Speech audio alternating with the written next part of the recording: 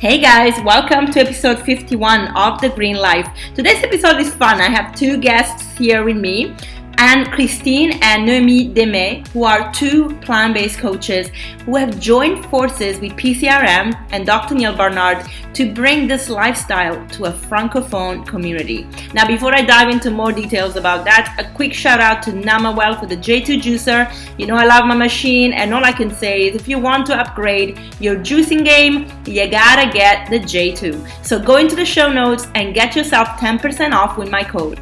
Also, we have a wonderful retreat coming up here in May, and there is still time to sign up. So check out all the details in the show notes as well. That will take you to my website. I have laid out everything. All I can tell you is it's a holiday, full inclusive with every day's activity, amazing plant-based food, and a little bit of touring around in this wonderful nature that Northern Portugal offers. Okay, back to the episode. As I mentioned, Anne and Noemie joined forces with Dr. Neil Barnard on Monde Sain, or One Healthy World. And that program, it's really about bringing awareness and consciousness to maybe cultures that don't really embrace plant-based living. Now, we know France loves their animal products, so plant-based is kind of pushed a little bit around. So we're going to talk about how these two wonderful coaches are tackling that market and how they're seeing the response, if they're seeing a growth, and also how they feel about their families if they're not all plant-based. So all this and more into this episode. Welcome, Anne and Noemie. Hey guys, thank you for joining me on The Green Life. How are you, Anne and Noemie? Good. Very, very good. Awesome. How are you? I'm good. I'm really excited about today's episode, and I'm really happy that you guys can make the time. So we're going to start from the beginning. That's always a good place to start. So an introduction for people that don't know you. Who wants to go first? And go for it. Okay. Here we go. My name is Anne, and I am a health coach and the creator of Veggie Magnifique, which is your go-to for holistic wellness and healthy vegan lifestyle. And I've been doing that for around, like almost 8 years, I think. And so it's been a long time. And I'm a performer as well, so I kind of infuse my content with all that stuff I learned back in LA forever and a half ago.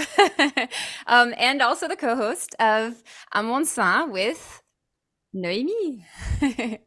And Dr. Neil Barnard. Let's Yes. not forget him. No. That's not. So I'm going to start where she finished. I'm the co-host of Monde Sain, One Healthy World. I'm a coach de santé, health coach, and I'm passionate about baking, vegan baking pastries. I've lived in London for 10 years. That's where we met each other, and that's where my passion for baking started, because of all the stress I was feeling in that big city, and that's where everything followed. And then one day I met Neil in a coffee shop in Paris, and I have the chance to work for the Physicians Committee, so that's great. That is amazing. That is a great story. You have to tell me more about that. So Yeah. let's actually go there. Let's go there. So for people that don't know, Monde Sain is a program in French which mimics or mirrors the same in English, One Healthy World. And it was a program that was launched last year, actually 2 years ago now, where basically we are teaching people how to be healthy. PCRM teaches people how to be healthy. And there are many, so the different chapters in different languages, and you guys are managing the French language, the French chapter. And I love that, because we don't talk about the difficulty that is being vegan in a country like France, where, meat is such a deep, like, not even meat, but just like dairy, animal products are so deeply rooted into the culture of the country. And this is something that I see in all of Iberia, really, Spain, Portugal, Italy. So I can see that there is this theme that is very, correlated to like the pride of the country, to the food. So we're going to talk about that. But Noemie, tell me the story of how you met Neil Barnard in France, because that obviously created the whole ripple effect that went into then creating your joint, efforts to bring One Healthy World together in France, in French.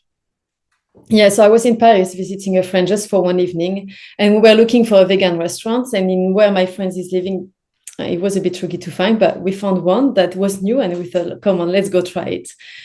And happens that next to me was sitting Neil Barnard, and I looked at him and I was like, cannot be true, because I had bought his book not long ago, and I had this book on my bedside table. And I was like this groupie, you know, I was shaking. I was like, cannot be true, like cannot be Neil Barnard. And then my friend told me, go speak to him, like he's gonna be very happy, you know. And I couldn't. I was like, no, I can't speak to him. I was really like a huge fan. I am still am. And then when he left to pay and he was about to leave the restaurant, I don't know what happened. My body just starting acting. I just stand and I went to speak to him, shaking, saying, I love your work. I mean, now when I think about it, I feel a bit silly. And then he told me that he wanted to create a program in France, what he had in the States, but he didn't know how to start. He had no much plan in his mind yet, but he just knew what he wanted to do. There was a program in France to give awareness about veganism, because he saw that there was a lack of awareness. And he told me, call me back next week. And I called him back, and that's where it started. And I met Anne, and I met all the wonderful team we have that we are building little by little. And that's amazing, because lots of people are writing to me on Instagram. I received another message this morning saying, this is amazing because we don't have anything similar in France. Yeah. I mean, it's starting, but like, which has such, that is science-based, you know. There's lots of Instagram sharing recipes. Mine is one of them, but science-based, research behind. I don't think there is anything at the moment. So that makes me very, very excited. Yeah. Amazing. The doctors are scared. They are. Yeah, I mean, as Dr. Clapper said, they are being, they get into the pharmacosis at university. So you have to grab them before they get there. So, and it's true. They are afraid of speaking up. They're afraid of being different.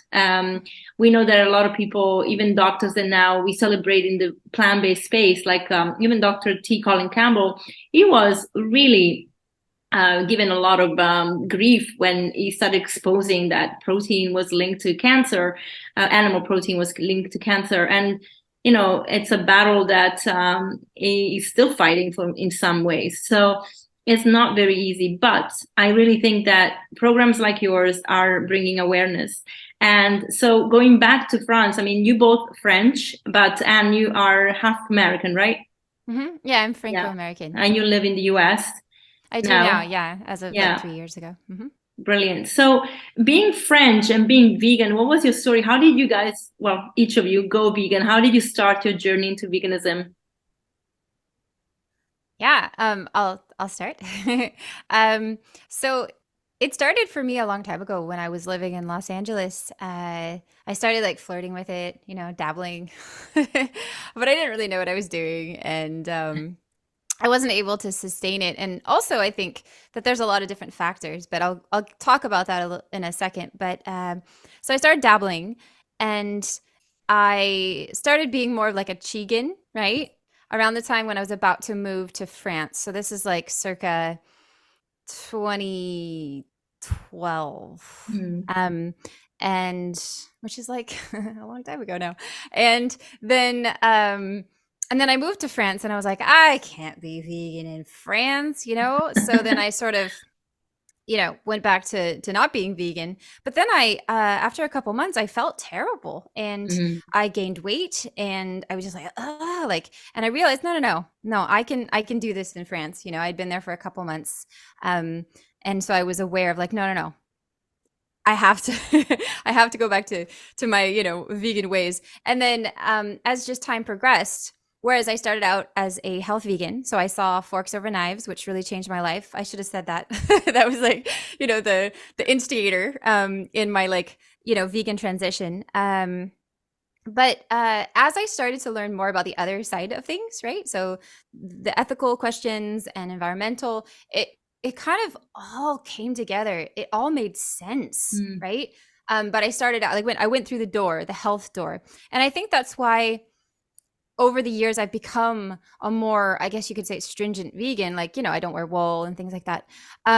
Because if you're just a health vegan, it's true that you could, justify, well, if you only eat like, I don't know, a couple percent of animal products, you're going to be okay, because if 98% of the time, you're eating, plant-based, but from an ethical standpoint, I couldn't get behind that. And that's really when I was able to just switch, and it was just like a non-negotiable. So, over the first couple, I would say the first couple years of being in Paris, I was plant-based, and then I became, vegan, probably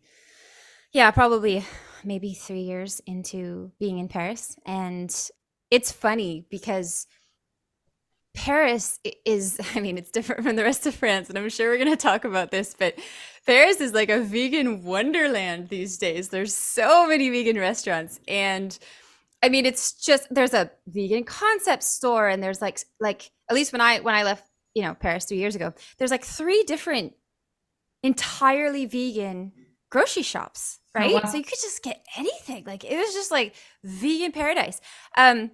Of course, then I moved, to the middle of New England, where it's totally different. But in Paris, it's very vegan friendly. The rest of France, like we, are probably going to discuss, is quite different. But in any case, at least in Paris, it's, it's metropolitan, right? So there's so many different influences, and a lot going on for animal rights, as well as, just the vegan lifestyle. Yeah. So transitioning, being in Paris was easy or keeping your healthy vegan lifestyle in Paris was easy because of all these elements that were supporting your lifestyle. Yes, definitely. And I will say, the thing about going vegan is understanding that it's a skill, right? You need to know where to go. Like if you're just like, oh, okay, let's go vegan. You might think that Paris is impossible to be vegan. Like I did in the beginning, right? And granted, it's changed a lot in the last, let's say, 10 years. But once you learn, okay, these are some things that I can get at the grocery store, and you kind of learn how to navigate, you're changing your habits, right? Yeah. And so until you actually understand how to go about being vegan, wherever you may be, right? It can seem challenging, when really it's just about learning, okay, this is where I go to get these products, these are some of the things that, I can cook easily. It's like a whole, it's a whole skill set that you're learning. And I think that's what's important to remember as well. Not to ramble, but wherever you are, right? Once you have that skill set, and that's one thing that we try to share with Monde Sain, actually, is like, here are some tools for you to easily eat plant-based, or at least more plant-based in your daily life. And here's some things you can get at the grocery store. Here are some easy things that are easy to find that you might not have been aware of before because you just ate differently, Yeah, I hear you. Beautiful. Noemie, your story into veganism. Well, you're also French, very French, but now you actually live in Spain, lived in London for a long time. That's where we met. So how did you transition, and why? For me, it was quite gradual. There was no one day when I woke up and that's it, I'm vegan. No, it was quite gradual. It took quite a while.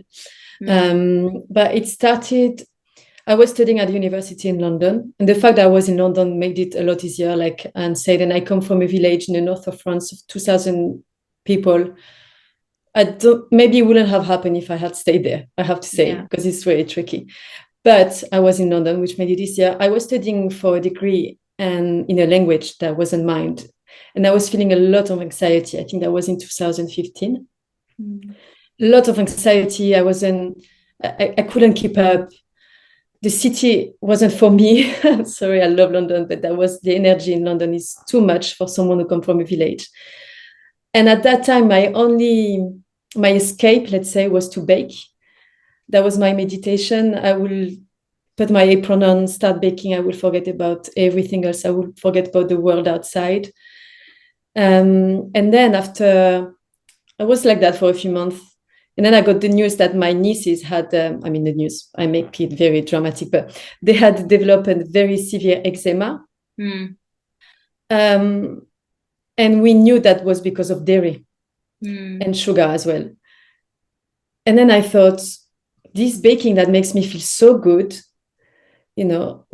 I wanted to make me feel good on the inside and to make them feel good on the inside, like to be reflected both outside and inside. So that's how I started baking vegan cakes, vegan cookies. It was disaster, a lot of fails, Like the cake wouldn't be cooked, so I would use the butter to make pancakes so I wouldn't waste the food. It was terrible.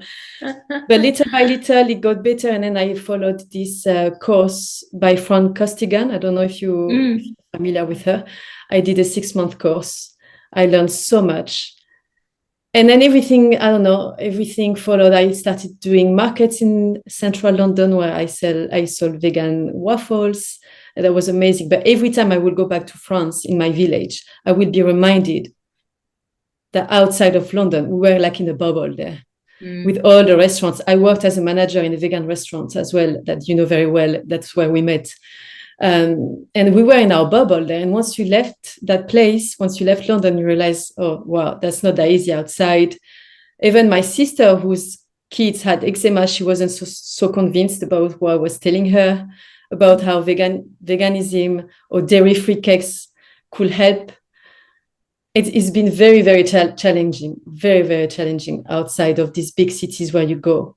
Yeah. And do you still find that challenge when you go home, or do your parents now understand that you are on a journey that is very much founded in, in science as well as, culturally more accepted, I guess? Are they more accepting? Are they more welcoming of your choices? Do they embrace what you're saying more? Well, I have to say that the physicians committee has helped a lot, because before it was me making my recipes at home, sharing them, and now I have the science behind. I have Neil Barnard behind. It gives me a lot of credibility, I have to say.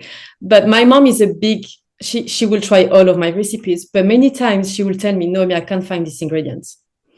Like tempeh, it's impossible to find. Tofu, you couldn't find it until 2 years ago. Now we can find it in the supermarket, but she had to go to the special grocery that was like 30 minutes away from home to find tofu.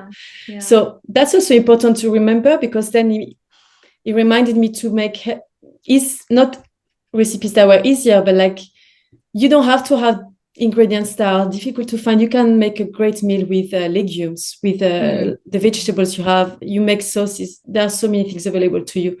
And you don't have to have tempeh or tofu to make a healthy plant-based meal, Yeah, absolutely. I think we make it too complicated sometimes as well.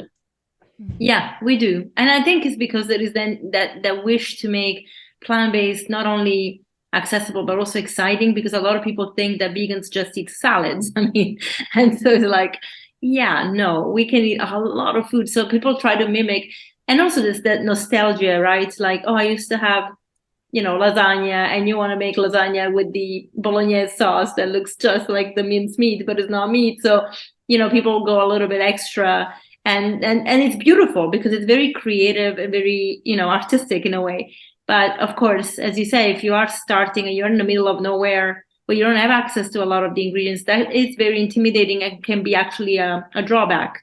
So it's good that you are making that accessible. And I follow your channel, so even your recipes are very accessible. And I guess you said, I moved from Paris to New England, and it's a different story here. So what what is it like to find plant-based, groceries there?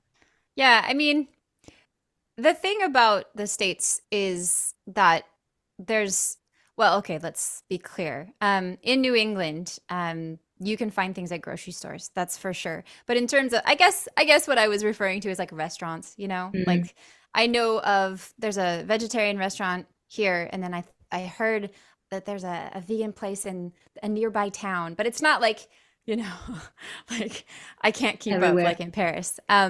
But we actually just got a Whole Foods that opened about a year and a half ago nearby. And so, of course, I'm able to find all sorts of vegan groceries there. It's very expensive. Yeah, they call it whole paycheck for a reason. Exactly. So you have to be careful of that. So, I try to, we focus on Whole Foods anyway. So like, though you can get like all sorts of like vegan versions of, meat alternatives and things like that.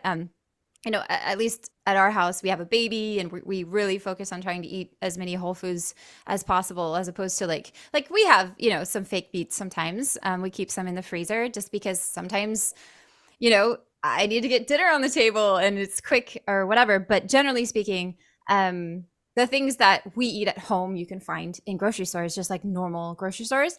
And then of course, I think the thing about New England is that I compare it to where I used to live in the States, which was Los Angeles, which, I'm not going to sing the praises of Los Angeles otherwise. However, with regard to like food, of course, it's like somewhat of a food mecca. There's so many, amazing vegan restaurants and things like that. So when I didn't know much about New England and when we moved here, it's kind of like, wow, it's different, not as many people are just like, I think, as aware about, veganism.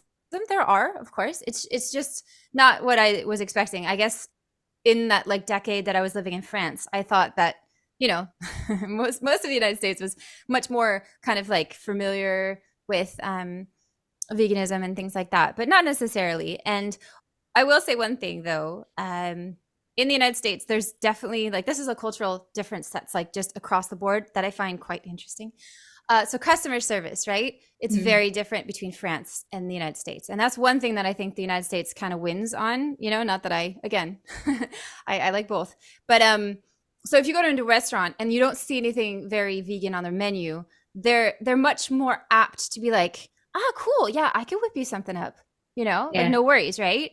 Whereas it's true in France, generally, it's kind of like, mais non, that is sacrilege, and I think, depending, of course. And I figured out a whole slew of different techniques when I lived in France. I had it like an arsenal of like, I see that you have, some asparagus on your menu. Would you mind putting that, with these beans I saw elsewhere on your menu? Like I'd get really clever and be super, super nice. I'm nice anyway, but like, I came up with my techniques for how to get a vegan dish if I was in a restaurant that wasn't vegan in France. But anyway, in the United States, it's a lot more customer service based. So then they're much more apt to be able to whip me up a meal and not like be annoyed about it, Yeah, that's great. Let's go over the pond again in France. So we talked about the big city, and we know Paris is brilliant with food. And now let's talk about the country as a whole. So at the beginning, I said there is a very big attachment to food as part of the culture and identity of French people. And so cheese, of course, and sadly foie gras and other meats. And so we mentioned at the beginning, before we started recording, Anne and I were talking, and we talked about the heavy reality of the countryside in France, especially going towards the south, where practices such as hunting are very much, again, part of the culture. And there is sort of a very aggressive attachment to it if you try and change that part. So is veganism as a whole in France, does it feel hard to achieve because of those kind of obstacles and these kind of preconcepts? Who wants to go first? I'll go for it. Okay. Well, we are winning some battles, and I think that's important to note. Is it an uphill battle? Yes, absolutely, honestly. But like, I think, for example, the French government was forcing, companies to call veggie burgers like veggie discs. Like, it was so funny. Like, it was funny. And, a lot of people were up in arms about it and like how ridiculous, because it is ridiculous. But it's kind of like their last ditch effort because things are going that way anyway, and I think they're afraid of that, like trying to make sure that a soy milk can't be called a milk. All these like ridiculous battles that they're trying to fight, right? I think it really is indicative that we're making traction, right? And that they are trying to make us call things, like a rice drink or veggie disc. Like, it's so silly. So I will say that I'm seeing, at least in terms of like what people are buying and people are kind of opening up. Like, for example, I had, like several girlfriends in Paris who would be like, oh, like I'm vegan except for the weekend, like that kind of like, they're open to it, right? But they're not like committing fully. And that's great. that's great. Cool. You know, like meatless Monday. Awesome. If you're used to eating meat most days and then you avoid it one day of the week, that's wonderful. That's progress. That's fantastic. Right. And I think, in terms of, to go back to like the hunting thing, that's really a challenge, because in France, there's this like, la patrimoine. Yeah. I don't even know how to say it in English. Like this like national treasure, they think, of meat and dairy and how inherent it is to their culture. And that's the fight, really, because it's the fight of your identity and it's the fight of what you think France is, right? And we know that France is so much more than killing and eating animals. We know that. But there's kind of a disconnect there because of the tradition, because of the taste, because of the dishes, right? People are used to eating these things. It's well, I mean, it's, you know, the tyranny of taste and tradition and texture and these kinds of things. So there is progress being made. You know, L214, L214 is an organization that's working really hard for animal rights. They do a lot of great stuff. There's associations, there's more and more, there's just more and more movement. We've seen that with Monde Sain. You know, when we have people come on the channel, it's always delightful to, oh, here's another doctor, you know, that promotes a plant-based diet. It's very, it's hopeful, right? So the hunting thing, and then I'll stop going on and on, but it's I'm passionate about it. So I have a friend that lives in the south of France, and oh my gosh, like it's really tricky. You almost have to, it's called Système D. You almost have to like go around and like figure out like who the hunters are and be like, hey, you know, do you mind not going on my property? Because they're allowed to go on your freaking property, right? To hunt. Unless there's fencing, right? Unless there is fencing. And from what I understand, well, I think that you're I don't know about fencing, but I've heard that like they are like allowed to go on your property and hunt, even though it's your property. Like, so, at least where they live and like what I've heard. Yeah. So here in Portugal, I hear is the same, except for if you have fencing, they can't trespass. So this lady, this Portuguese lady who lived in the UK for a long time and moved here, she bought a property right in the middle of the mountains. So there's nothing around her. She bought a huge property and it's considered obviously forest. So some hunters went to her and said, I hope you're not one of those foreigners that come here and tell us we can't hunt. And she's like, that's exactly who I am. And so she fenced the whole place, and basically, you know, they got pissed off, but they can't do anything about it because she fenced it. So I wonder if it's the same. That's really interesting that, like, because I mean, if that is true, at least in France, then the answer is fences. Yeah, for people's property at least, yes, yeah, because it is really disturbing. Because my friend that lives down in the south, she's vegan, and so it's just like, it's just heartbreaking, you know, that these people get to like trample over. And it's tricky as well because there's all those like small town dynamics, right? Of like, if you piss off the hunters, you piss off the whole town. You know what I mean? Like, it's delicate. I know. I'm experiencing that here. Noemie, so you come from a small town, but it's in the north. Do you have the same kind of customs when it comes to hunting, or is it more something that you find in the south? No, we do. I mean, I'm in my family, I'm the only one who eats a vegan plant-based diet. I'm surrounded by meat eaters, and I have uncles that are hunters. So it's a challenge when I go for dinner at Christmas. So it's a real challenge. It's a constant battle that I want to fight with a smile, with a dish that I'm going to bring, because these people are also passionate about what they are doing and they have their own beliefs. So I'm not going to come and put mine in their faces. No, so I would rather, we talked about it in one of the episodes, like in what way can you convince the people around you? In what way can you make your environment a bit more easy, sustainable for you? No, so for me, it's by making dishes, bringing them to the table, telling my story. And I feel like people hear you a lot more. And I'm in Spain, it's another battle because you have ham everywhere. It's insane. But I really take it as a challenge that really doesn't bother me at all. And I live in a small city in Spain. I mean, it's 150,000 people. It's not that small. There was no one I knew that was vegan. And so I started giving vegan classes. And people come not because they wanted to become vegan, but because they were curious, and then I had more and more people. And I was known as the French girl in Spain, in Logroño, that's the city where I live, that makes vegan classes. So I take it as a game as well. Like, it's fun for me to show people, and I don't want to be like constantly fighting or explaining myself, Yeah, it's exhausting. It's exhausting. It is. I know. I started really. I felt like I was fighting all the time here. So It's no point for your health, for your mental no, it's health. not good for your health at all.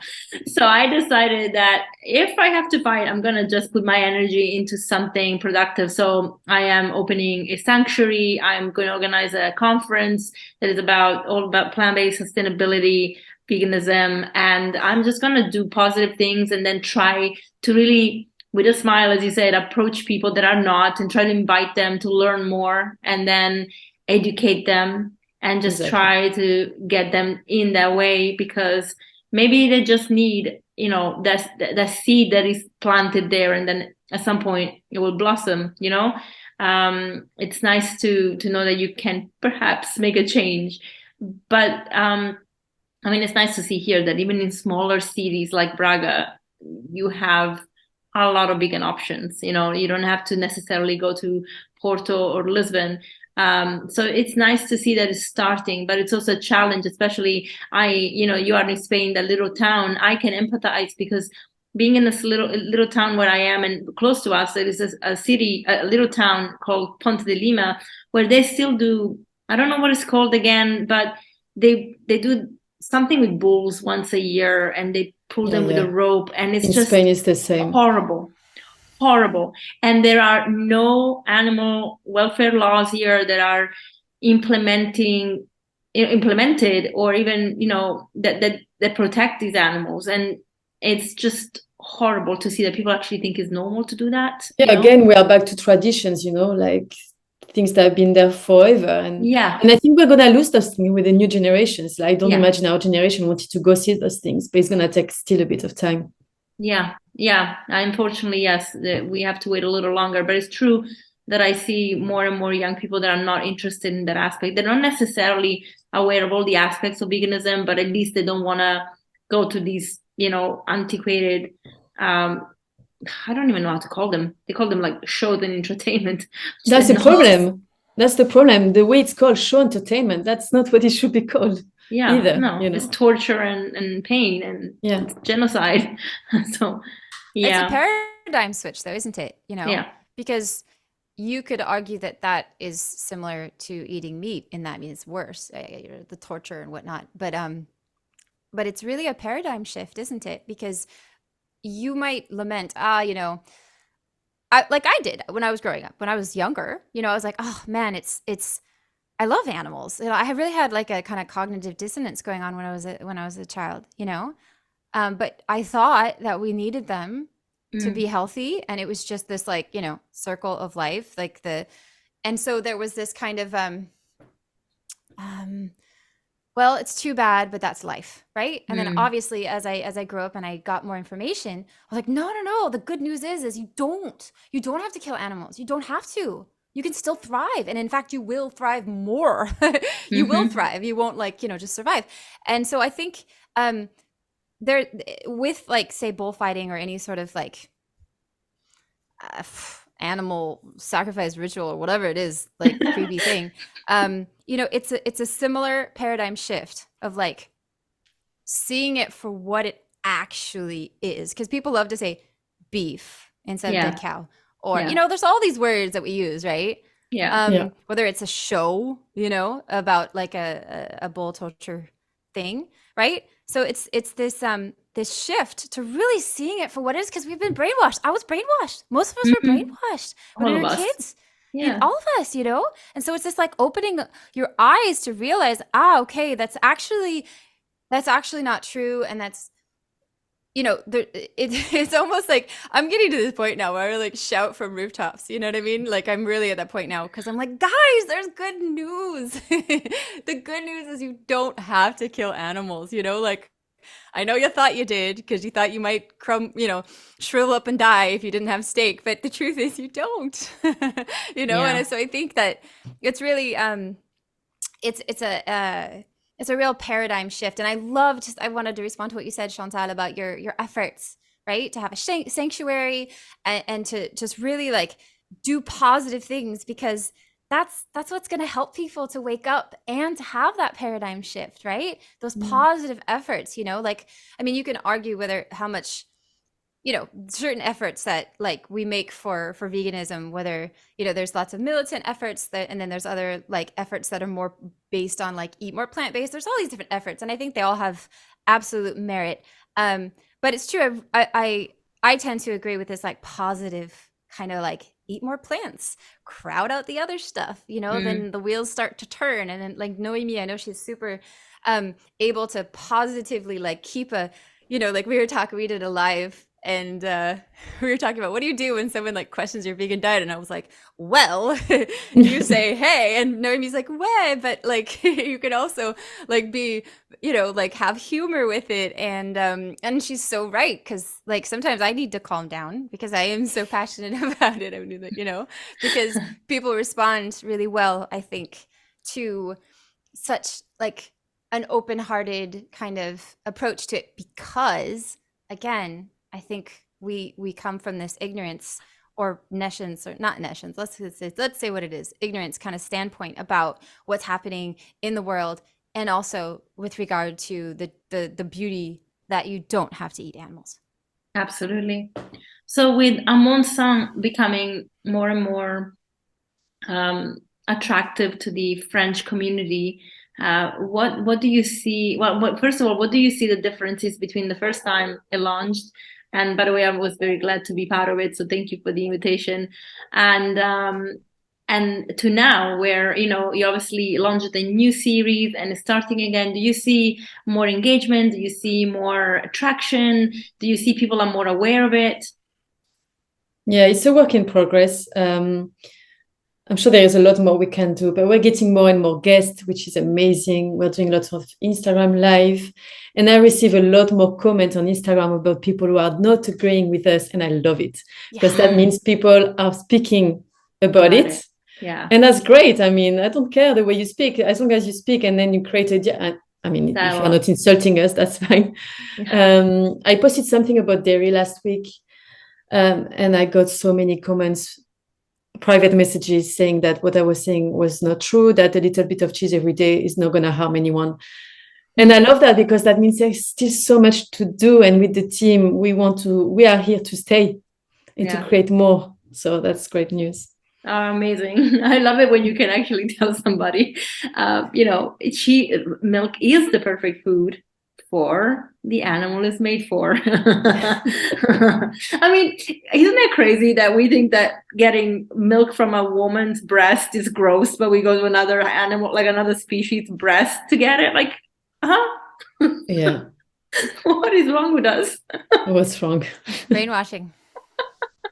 Yeah, I mean, as a child, I did think, not just as a child, for the longest time, I did think, I swear, that cows made milk just because they made milk. That's what they were doing.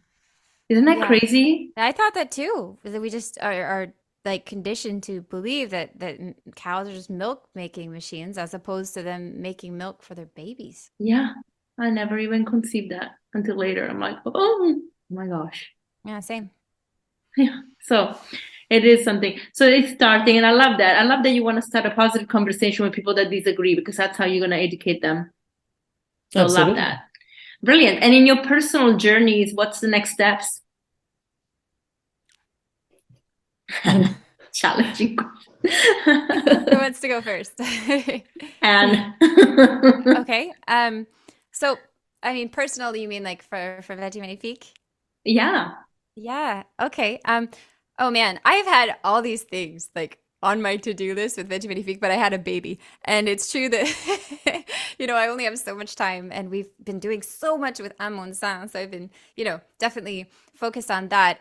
But in the wings, I've been working on a membership for moms, actually, and for like 2 years I've been working on this, and I'm getting really close to being able to launch, which is just like, it's like another baby, actually.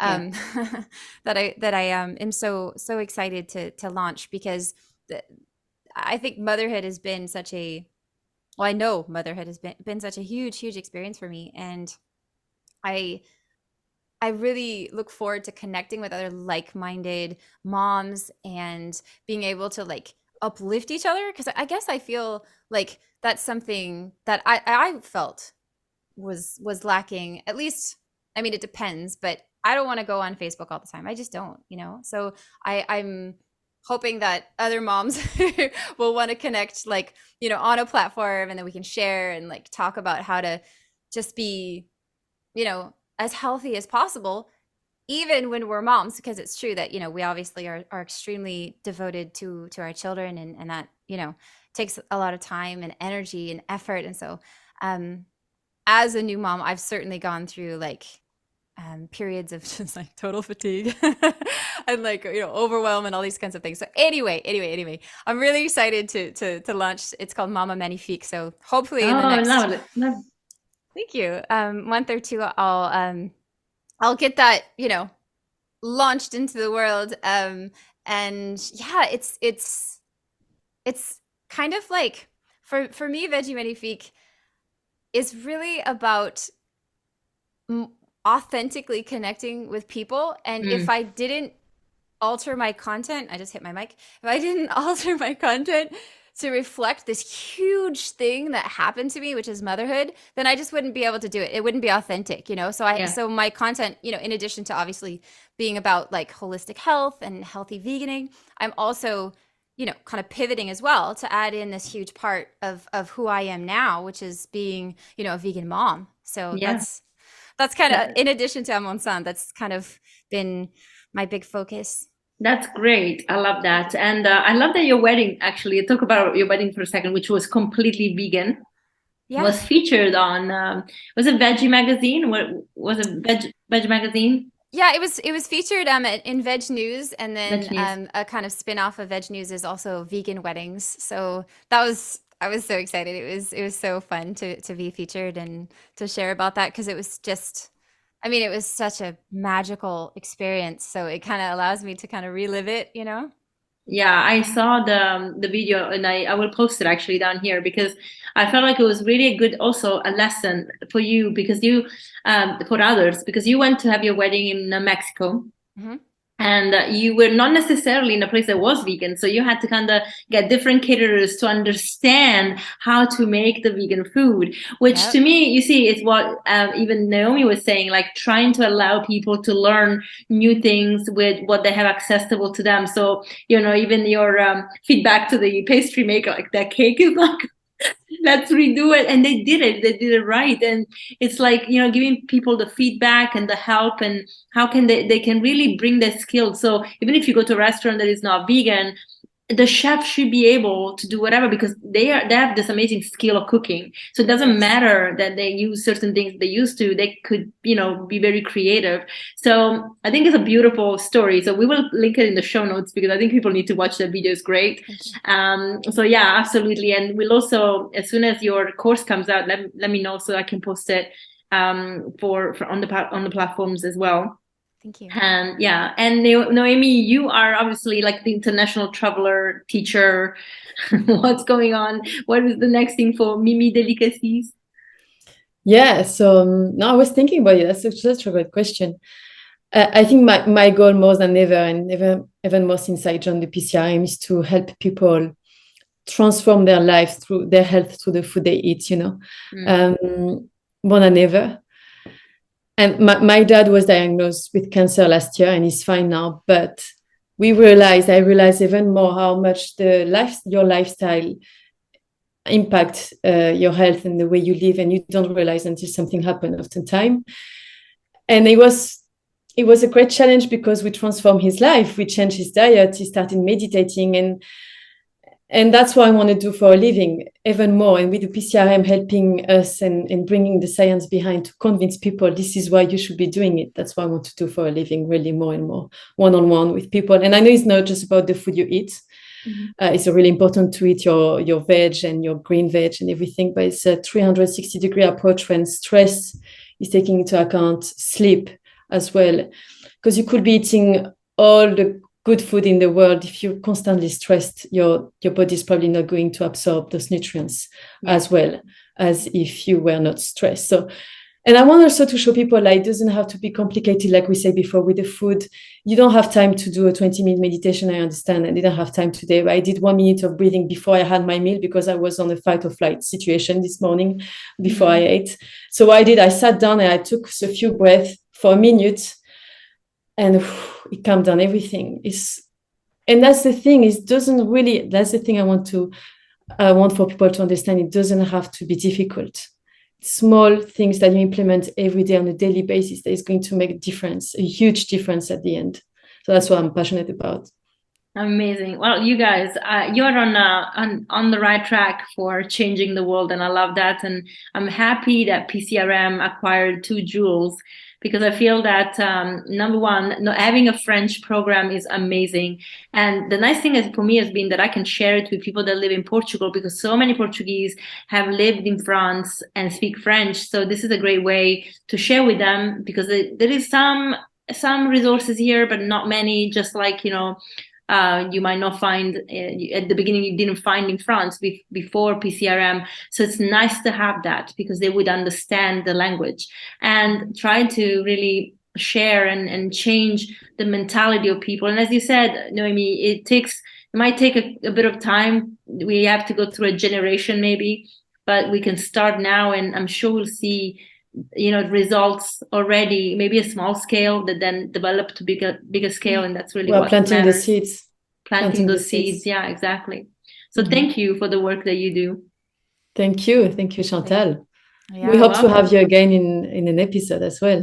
Yeah, you let me know when. Take care. See you soon. Thank you so much. Bye-bye. Bye. Thank you, Anne and Noemie, and thank you everyone for staying on for this episode. I hope you gained a lot out of it, especially if you live in France or know anybody in France, speak French, and want to learn more about plant-based living. Go into the show notes and check out Monde Sain, or One Healthy World. I really feel that this program is going to bring awareness to a reality, right, that people don't want to look at, especially in a culture that embraces eating animal products to the extent that France and other Iberian also countries where I am do. There is a bit of resistance there, but hopefully knowledge will open up people's hearts and stomachs to better food. So if you liked the episode, please do share it, review it, and let us know how you feel and what you want to hear. We really love your feedback so that we can keep on growing, and I will see you next week.